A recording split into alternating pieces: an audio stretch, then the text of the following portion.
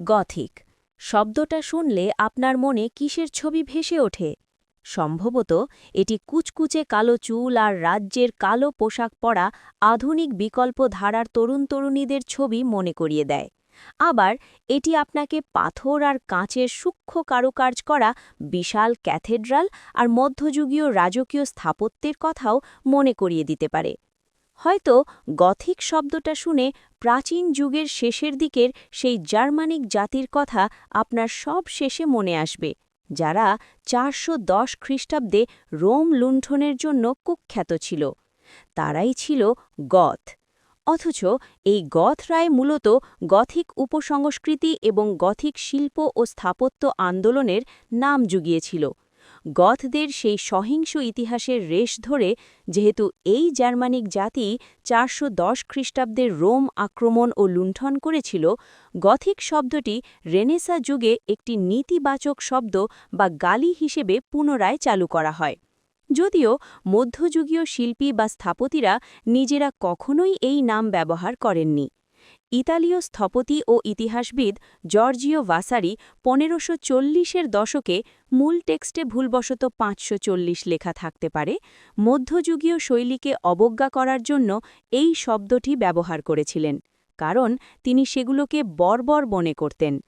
১৮ ও ১৯ শতকের দিকে মধ্যযুগীয় সংস্কৃতির প্রতি মানুষের আগ্রহ আবার জেগে ওঠে, যার ফলে গথিক স্থাপত্যের পুনর্জাগরণ ঘটে এবং সাহিত্যে একটি নতুন গথিক ধারার সূচনা হয়। লেখকেরা তখন মেরি শেলির ফ্র্যাঙ্কেনস্টাইনের মতো বীভৎস ও রহস্যময় বিষয়ের প্রতি বিশেষভাবে আগ্রহী হয়ে ওঠেন। বিংশ শতাব্দীর মাঝামাঝি থেকে শেষ দিকে গথিক ভাবধারা সঙ্গীতেও প্রভাব ফেলতে শুরু করে, যা থেকে বর্তমানের এই গথিক সাবকালচার বা উপসংস্কৃতির জন্ম হয়েছে বলে ধারণা করা হয়। এই সব বিবর্তনের ভিড়ে গথ শব্দের আসল অর্থটি অনেকটাই ঢাকা পড়ে গেছে। এই জার্মানিক জাতি সম্পর্কে তাদের নাম ছাড়া খুবই কমই জানা যায়, কিন্তু পশ্চিম রোমান সাম্রাজ্যের পতনে এবং পরবর্তী পশ্চিম ইউরোপের ইতিহাসে তাদের বিশাল ভূমিকা ছিল। এটা সত্যি যে তারা রোম লুণ্ঠন করেছিল এবং সেই বদনাম তারা কখনোই ঘোচাতে পারেনি।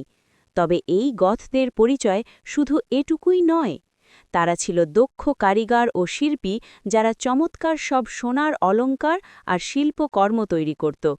তারা কৃষি ও ব্যবসা-বাণিজ্য করত এবং প্রতিবেশীদের সাথে প্রায়ই হৃদয়পূর্ণ সম্পর্ক বজায় রাখত। তাদের দুর্ধর্ষ যোদ্ধারা রোমান বাহিনীর বিরুদ্ধে যেমন লড়েছে, তেমনি আবার অনেক সময় তাদের সাথে মিলে মিত্র হিসেবেও যুদ্ধ করেছে। মনে রাখবেন, আমি এখানে ভিজিগথ এবং অস্ট্রোগথ নিয়ে সংক্ষেপে আলোচনা করব, যদিও এই দুটি জাতি অবশ্যই আলাদাভাবে বিস্তারিত আলোচনার দাবি রাখে। আজ আমরা এই মানুষদের আরও ভালোভাবে বোঝার চেষ্টা করব এবং এই প্রশ্নের উত্তর খোঁজার চেষ্টা করব, গথ কারা ছিল। প্রাচীন ইউরোপের অনেক জাতির মতোই রোমান সাম্রাজ্যের সীমানার বাইরে থাকা এই গথদের আদি ইতিহাস রহস্য এবং আধা কিংবদন্তিতে ঘেরা।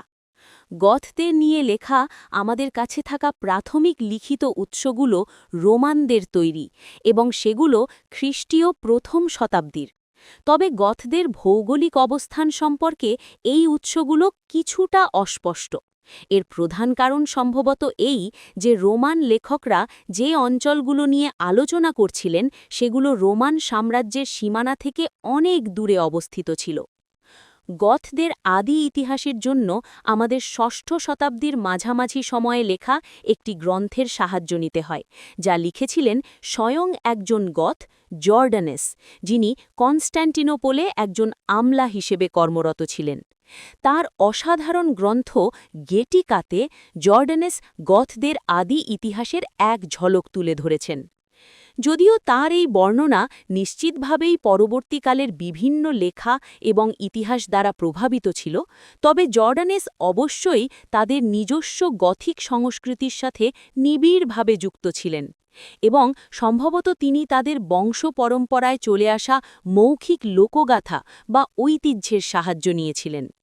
গথদের আদিভূমি সম্পর্কে জর্ডানেস বলেন, সেই বিশাল সমুদ্র, যার আর্কটিক বা উত্তর অঞ্চলে স্কানজা নামে একটি বড় দ্বীপ রয়েছে, যেখান থেকে ঈশ্বরের অশেষ কৃপায় আমার গল্পের শুরু হবে।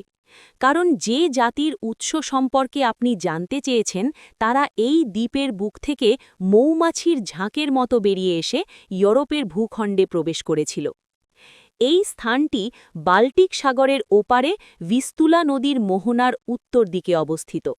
জর্ডানেসের এই স্কানজা সম্ভবত স্ক্যান্ডিনেভিয়া ছাড়া আর কিছুই নয়। এই গথিক লেখকের বর্ণনা অনুযায়ী এখান থেকেই তার জাতি রাজা বেরিগের নেতৃত্বে যাত্রা শুরু করে এবং ইউরোপের মূল ভূখণ্ডের দক্ষিণে অভিবাসন করে গথিস্কানজা নামক অঞ্চলে বসতি স্থাপন করে। এ ধরনের দাবির সমালোচনা করা স্বাভাবিক, কারণ জর্ডানেস যে ঘটনার বর্ণনা দিচ্ছিলেন তা ঘটার কয়েক শতাব্দী পরে তিনি এগুলো লিখেছিলেন। যদিও এ নিয়ে কিছুটা বিতর্ক আছে, তবে সাধারণভাবে এটি স্বীকৃত যে গথদের উৎস সম্পর্কে আমাদের কাছে যে সামান্য তথ্য রয়েছে তা স্ক্যান্ডিনেভিয়ান উৎসের দিকেই ইঙ্গিত করে। জর্ডানেস পুরো জাতির একসঙ্গে গণ অভিবাসনের যে দাবি করেছেন তা সম্ভব হলেও সম্ভবত এই অভিবাসন ছিল একটি ধীর প্রক্রিয়া, যা কয়েক দশক ধরে সংগঠিত হয়েছিল। তাছাড়া জর্ডানেসের বর্ণিত গথিস্কানজার গথিক বসতি সম্ভবত উইলবার্গ সংস্কৃতির সাথে সম্পর্কিত। এটি খ্রিস্টীয় প্রথম শতাব্দীতে নিম্ন ভিস্তুলা নদের অববাহিকায় বিকশিত একটি বস্তুগত সংস্কৃতি বা ম্যাটেরিয়াল কালচার। জার্মানিক জাতি তথা গথদের সাথে ঘনিষ্ঠভাবে সম্পর্কিত এই উইলবার্গ সংস্কৃতি আগের অক্সিভি সংস্কৃতিকে প্রতিস্থাপন করেছিল। এই সংস্কৃতির বিশেষ বৈশিষ্ট্য ছিল পাথরের বৃত্তের ব্যবহার, মৃতদেহ সমাধি এবং যোদ্ধাদের সমাধিতে অস্ত্রের অনুপস্থিতি। বাল্টিক সাগরের তীরে গথদের অবস্থানের সাহিত্যিক প্রমাণও পাওয়া যায়। খ্রিস্টীয় প্রথম শতাব্দীর শেষ ভাগে বড় প্লাইনি গুটোনোস নামক একটি গোষ্ঠীকে ভ্যান্ডাল জাতির অন্তর্ভুক্ত বলে বর্ণনা করেছেন। অন্যদিকে ৯৮ খ্রিস্টাব্দ নাগাদ ট্যাসিটাস ব্যাখ্যা করেছেন যে গোথনস নামক একদল জার্মান জাতি সমুদ্রের কাছে ভ্যান্ডালদের অপরে বাস করত। উইলবার্গ সংস্কৃতির দক্ষিণে ভ্যান্ডালদের সাথে সম্পর্কিত পুশেভোর্স্কো সংস্কৃতির অবস্থান নিশ্চিতভাবেই এই দাবিকে সমর্থন করে। মজার ব্যাপার হল, ট্যাসিটাস তার অ্যানালসে বিস্তারিত বর্ণনা করেছেন কিভাবে গথরা জনৈক অভিজাত কাতুয়াল ডাকে মার্কোম্যানিদের আধিপত্য হ্রাসে সহায়তা করেছিল।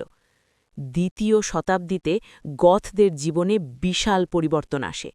উইলবার্গ সংস্কৃতি তখন দক্ষিণ পূর্ব দিকে কৃষ্ণ সাগরের তীরের দিকে সামগ্রিক ভৌগোলিক স্থানান্তর শুরু করে। এই অভিবাসন বিচ্ছিন্ন কোনো ঘটনা ছিল না, বরং খ্রিস্টীয় দ্বিতীয় ও তৃতীয় শতাব্দীতে জার্মানিক উপজাতিদের বৃহত্তর দক্ষিণমুখী আন্দোলনের অংশ ছিল। এই অভিবাসনের কারণগুলো নিয়ে অনেক বিতর্ক রয়েছে। এর মধ্যে রয়েছে আরও উর্বর ভূমির আকাঙ্ক্ষা, বিশাল জনসংখ্যা বৃদ্ধি এবং অন্যান্য অভিবাসী উপজাতিদের কাছ থেকে আসা সামরিক এবং সামাজিক চাপ, যা একটি ডমিনো এফেক্ট বা একটি ঘটনার প্রভাবে অন্যগুলো ঘটা তৈরি করেছিল। সম্ভবত ভ্যান্ডাল এবং গথদের মতো গোষ্ঠীর অভিবাসনই মার্কোম্যানীয় যুদ্ধের সূচনা করেছিল। ১৬৬ থেকে ১৮০ খ্রিস্টাব্দ পর্যন্ত চলা এই দ্বন্দ্বে জার্মানিক কুয়াডি এবং মার্কোম্যানি উপজাতিরা নতুন বাসভূমির সন্ধানে দানিউব সীমান্ত পেরিয়ে রোমান সাম্রাজ্যে প্রবেশ করে, কারণ তারা নিজেরাও ভ্যান্ডাল এবং গথদের দ্বারা নিজেদের আদিভূমি থেকে বিতাড়িত হয়েছিল। জর্ডানেসের ভাষায়, গথদের এই অংশটি, যারা নদী পার হয়ে ফিলেমারের সাথে উইয়াম দেশে প্রবেশ করেছিল বলে জানা যায়, তারা তাদের কাঙ্ক্ষিত ভূমির অধিকার লাভ করে। সেখানে শীঘ্রই তারা স্পার্লি জাতির মুখোমুখি হয়, যুদ্ধে লিপ্ত হয় এবং জয়লাভ করে। অতঃপর বিজয়ীরা স্কিথিয়ার দূরতম প্রান্তে এগিয়ে যায়, যা প্রাচীনকালে পন্টাস সাগর নামে পরিচিত ছিল। তাদের আদি কবিতাগুলো প্রায় ঐতিহাসিক ঢঙে এই গল্পটি প্রচলিত ছিল। আদিবাসী স্পালিদের, যারা সম্ভবত সারমাশিয়ান ছিল, পরাজিত করে গথরা কৃষ্ণ সাগরের উত্তরের উর্বর অঞ্চলে বসতি স্থাপন করে, যার বড় অংশই বর্তমান ইউক্রেনের সীমানার মধ্যে। যদিও রাজা ফিলেমারের ইতিহাস নিয়ে বিতর্ক আছে, তবে জর্ডানেসের বর্ণনা প্রত্নতাত্ত্বিক নিদর্শনের মাধ্যমে অনেকাংশেই প্রমাণিত হয়, কারণ খ্রিস্টীয় ৩য় শতাব্দীর মাঝামাঝি সময় উইলবার্গ সংস্কৃতির দক্ষিণমুখী স্থানান্তরের ফলেই চেরনিয়াকভ সংস্কৃতির উদ্ভব ঘটেছিল বলে মনে করা হয়। যদিও চেরনিয়াকভ সংস্কৃতিতে কেবল গথরাই ছিল না, তবে প্রায় ৩,০০০টি স্থানে পাওয়া নিদর্শনের ভিত্তিতে বিশ্বাস করা হয় যে সেখানে গথদেরই প্রাধান্য ছিল। এভাবেই গথদের একটি স্থায়ী বসতি স্থাপনের যুগ শুরু হয়, যে সময়ে তাদের সমাজ প্রধানত কৃষি নির্ভর হয়ে ওঠে।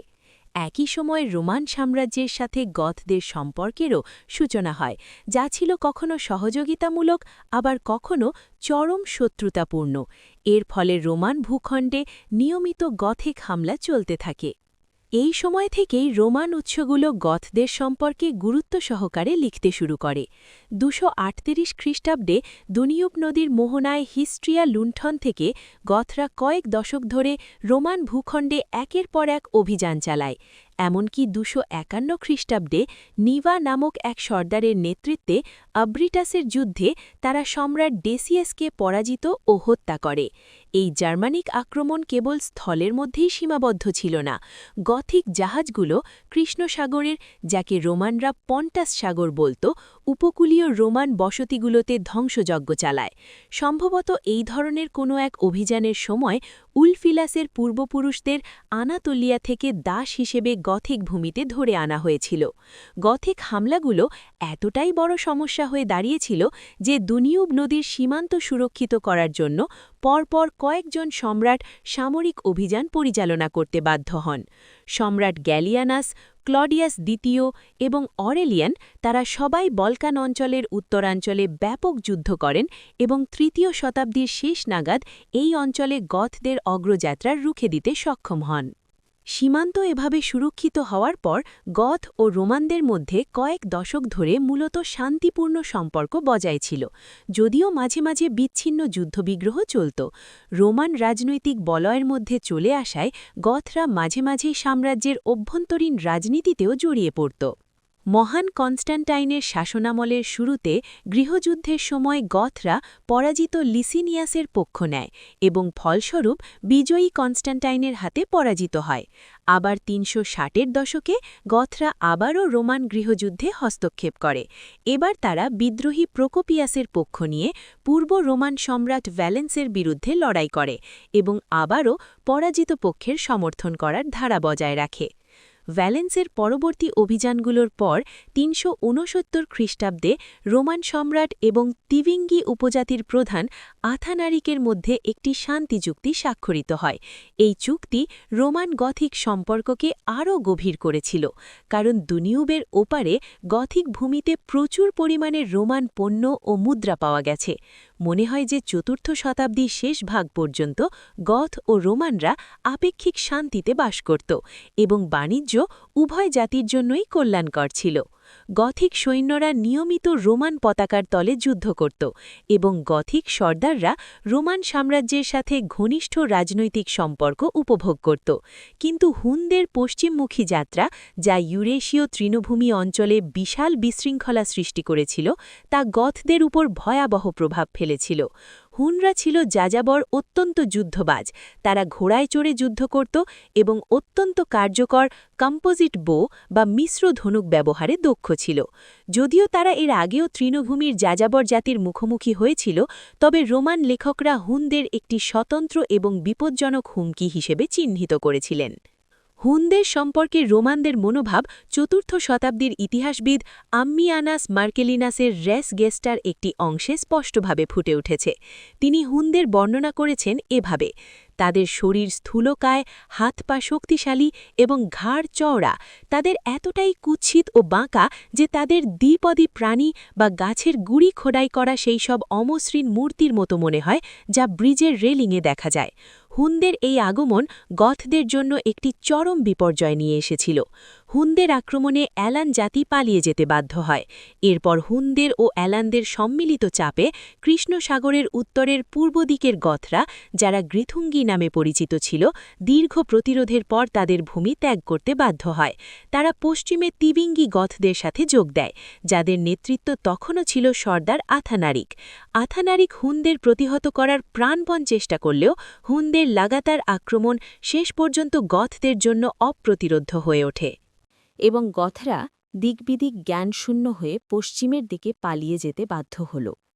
সম্রাটের কাছে আর্জি পেশ করে তারা রোমানদের নিয়ন্ত্রণাধীন বলকান অঞ্চলে বসতি স্থাপনের অনুমতি চাইল।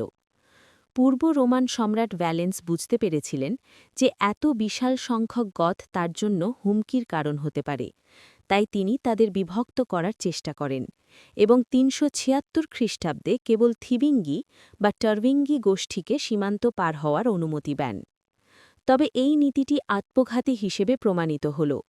খাদ্যের অভাব এবং সম্ভবত দুর্নীতিবাজ রোমান কর্মকর্তাদের শোষণের কারণে থিবিঙ্গিরা ক্ষিপ্ত হয়ে ওঠে। ৩৭৭ খ্রিস্টাব্দের শুরুর দিকে তারা সাম্রাজ্যের বিরুদ্ধে প্রকাশ্য বিদ্রোহ ঘোষণা করে। এই সুযোগে গ্রিথুঙ্গি বা গ্রেথুঙ্গি গোষ্ঠীও সীমান্ত পার হয়ে বলকানে তাদের স্বগোত্রীয়দের সাথে যোগ দেয়। ১ বছরেরও বেশি সময় ধরে পুরো অঞ্চলে অস্থিরতা বিরাজ করছিল। অবশেষে ৩৭৮ খ্রিস্টাব্দের গ্রীষ্মকালে সম্রাট ভ্যালেন্স তার সৈন্যবাহিনী একত্রিত করতে সক্ষম হন। তিনি গথদের বিরুদ্ধে অগ্রসর হন এবং তার ভাতিজা পশ্চিম রোমান সম্রাট গ্রেশিয়ান পশ্চিম দিক থেকে এগিয়ে আসতে থাকেন। ৯ অগস্ট ৩৭৮ খ্রিস্টাব্দে ভ্যালেন্স একাই বিজয়ের গৌরব অর্জনের নেশায় বলকান অঞ্চলের এড্রিয়ানোপোলে গথিক বাহিনীর মুখোমুখি হন। সম্ভবত ভুল গোয়েন্দা তথ্যের কারণে, যেখানে বলা হয়েছিল গথদের সংখ্যা মাত্র ১০,০০০, এই যুদ্ধ রোমানদের জন্য এক ভয়াবহ পরাজয় পরিণত হয়। এটি ছিল অনেকটা টিউটবার্গ ফরেস্টের গণহত্যার মতো। থিবিঙ্গি রাজা ফ্রিটিগার্নের নেতৃত্বে গথরা রোমানদের অপ্রস্তুত পদাতিক বাহিনীকে পুরোপুরি বিধ্বস্ত করে দেয়, যেখানে তাদের ভারী অশ্বারোহী বাহিনী মূল ভূমিকা পালন করেছিল। ধারণা করা হয় যুদ্ধে প্রায় ১০,০০০ থেকে ১৫,০০০ রোমান সৈন্য নিহত হয়েছিল। আরও লজ্জাজনক ছিল খোদ সম্রাটের যুদ্ধক্ষেত্রে মৃত্যু। সম্রাট ঠিক কিভাবে মারা গিয়েছিলেন তা জানা যায়নি, তবে ধারণা করা হয় তিনি তার দেহরক্ষীদের থেকে বিচ্ছিন্ন হয়ে পড়েছিলেন এবং পলায়নরত অবস্থায় নিহত হন। এড্রিয়ানোপোলের যুদ্ধ শুধু গথদের জন্যই নয়, বরং সমগ্র রোমান সাম্রাজ্যের জন্য একটি মোড় ঘুরিয়ে দেওয়া ঘটনা ছিল। বলা হয়ে থাকে এই পরাজয়ই এমন এক ধারাবাহিক ঘটনার জন্ম দিয়েছিল যা শেষ পর্যন্ত পশ্চিম রোমান সাম্রাজ্যের পতন ত্বরান্বিত করে। যুদ্ধের পর গথরা বলকান অঞ্চলের অধিপতি হয়ে ওঠে। ৩৮২ খ্রিস্টাব্দে নতুন পূর্ব সম্রাট থিওডোসিয়াস প্রথম বুঝতে পেরেছিলেন যে সামরিকভাবে গথদের পরাজিত করা অসম্ভব। তাই তিনি শান্তি স্থাপন করেন। এই চুক্তির ফলে গথরা তাদের নিজস্ব নেতাদের অধীনে বলকানে স্বাধীনভাবে বসবাসের সুযোগ পায়, বিনিময়ে তারা সম্রাটকে সামরিক সহায়তার প্রতিশ্রুতি দেয়। এই শান্তি দীর্ঘ কয়েক দশক পর গথদের কাঙ্ক্ষিত স্থিতিশীলতা এনে দেয়। নিজেদের নতুন ভূমিতে স্থায়ী হয়ে এই জার্মানিক মানুষরা আবারও কৃষি নির্ভর জীবন শুরু করে। হুনদের আক্রমণের এই রক্তর রেশ কাটতে না কাটতেই গথদের মধ্যে এক বিভক্তি দেখা যায়। যারা সীমান্ত পার হয়ে সাম্রাজ্যের ভেতরে প্রবেশ করেছিল তাদের অধিকাংশ ভিসিগথ বা পশ্চিম গথ নামে পরিচিত হয়। অন্যদিকে যারা হুনদের অধীনে রয়ে গিয়েছিল তারা অস্ট্রোগথ বা পূর্ব গথ হিসেবে পরিচিতি পায়। তবে এই অস্থির শান্তি খুব বেশিদিন টেকেনি। রাদাগাইসাস এবং অ্যালারিক নামে দুই গথিক সর্দারের কর্মকাণ্ড রোমান সাম্রাজ্যকে আবারও বিশৃঙ্খলার মধ্যে ফেলে দেয়। এর চূড়ান্ত পরিণতি ছিল সেই ঘটনা যা গথদের লুণ্ঠনকারী হিসেবে কুখ্যাতি এনে দিয়েছিল, ৪১০ খ্রিস্টাব্দের রোম লুণ্ঠন। আমরা পরে আবারও ঐতিহাসিক বর্ণনায় ফিরে আসব। আপাতত গথদের সমাজ ও সংস্কৃতি নিয়ে আলোচনা করা যাক।